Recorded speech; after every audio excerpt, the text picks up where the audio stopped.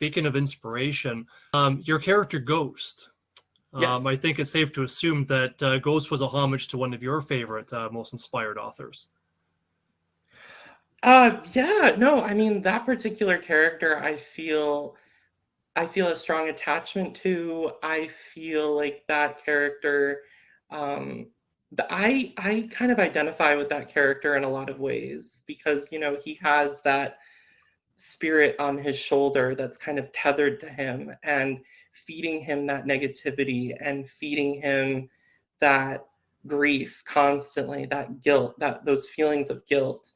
And I'm someone who, I suffer from Yeah. intrusive thoughts and, that kind of self-doubt and that negativity. It's very debilitating at times. And that particular character was actually very, very easy to write and also very difficult to write because I found myself inserting myself in a lot of those situations and, really coming to care for Ghost and feeling sympathy for him, while also trying to reflect on my own trauma and my own, issues, my own, shortcomings. And that character and the character of Malik, uh, who is another, prominent figure in the book, I feel Right. like those two characters, I've had a lot of readers, a lot of early readers come to me and say how, just how powerful those characters are, and how, um, they've resonated so greatly with them. So that means a lot to me. Yeah, no, absolutely. And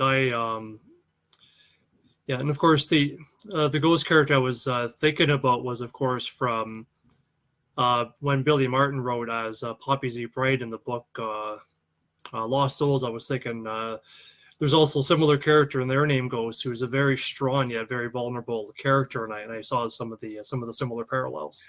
Oh, right. Yeah, no, I mean, you know already like how much I love Billy Martin, aka Poppy Z. Bright. Yeah, me Um, too. yeah, Billy is just phenomenal, such an amazing writer. I haven't connected with him as much as I'd like to, but I'm friends with him on Facebook, and Yeah. he's just so sweet. And his writing really opened a lot of doors for me, just personally. Uh, Prior to reading his work, I really didn't see queerness uh, explored in horror fiction. It really was Billy's work, writing as Poppy Z. Bright, and Clive Barker's work, both of them, Right. that Yeah. really just kicked down the doors for me and really made me think, okay, I can have a place at this table, like at this horror table, and I belong here. Because prior to reading Billy and Clive, I really, quite honestly, didn't know if I was going to be able to work as an openly queer person in horror. I didn't think that my voice mattered. I thought that, editors would turn down my work because it was openly queer. And in fact, a lot of my really early stories that I had published like years ago, I didn't include queer characters in any of my pieces because I was so afraid of rejection. And I wasn't afraid of being who I was because I was at a point in my life where I was unabashedly queer, and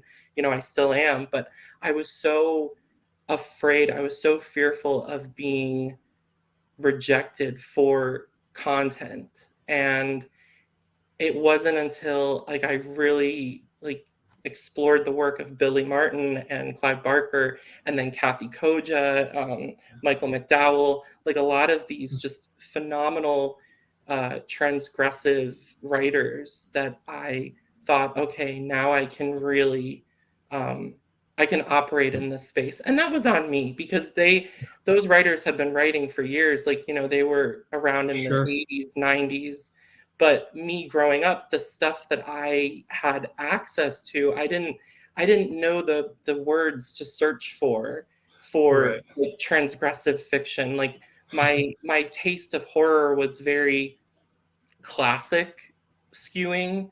Like I would read like Stephen King, and I would read like Richard Matheson, and I would read, you know, the greats, but they're not like part of my community. You know what I mean? Right. It helped when I learned the language that I wanted to speak, like this kind of queer transgressive literature.